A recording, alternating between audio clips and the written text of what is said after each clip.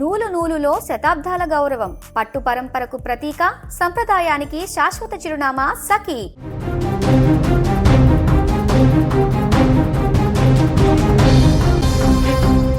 అక్షయ తృతీయ అంటేనే బంగారం కొనేందుకు అత్యంత శుభప్రదమైన రోజు.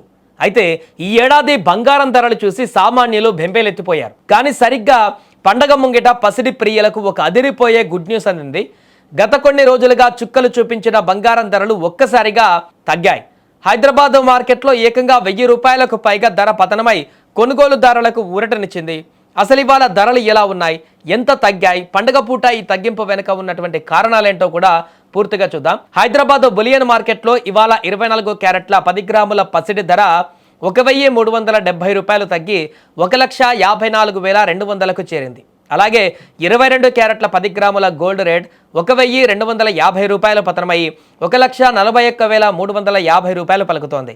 సిల్వర్ ధరలు స్థిరంగా కొనసాగుతున్నాయి.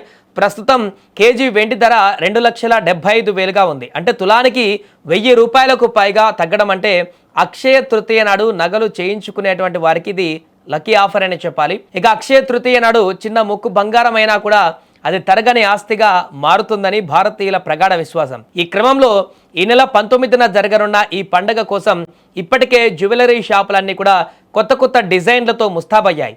రేట్లు పెరిగినా సరే సెంటిమెంట్ కోసం కొందామనుకున్న వారికి ఈ తాజా ధరలు తగ్గింపు డబుల్ బొనాంజాగా మారింది. ధరలు తగ్గడంతో బుకింగ్స్ కూడా ఒక్కసారిగా పెరిగేటువంటి అవకాశం కనిపిస్తుంది. ఏదేమైనా కూడా ప్రస్తుతం పెళ్లిళ్ల సీజన్లు ఒకవైపు, అక్షయ తృతీయ, ఇలా అన్ని రకాల పరిణామాలు కొనసాగుతున్నటువంటి సందర్భంలోనే బంగారం ధరలు కొంత తగ్గుముఖం పట్టడం అనేది బంగార ప్రియులకు ఇప్పుడు ఆశాజనకంగా మారింది.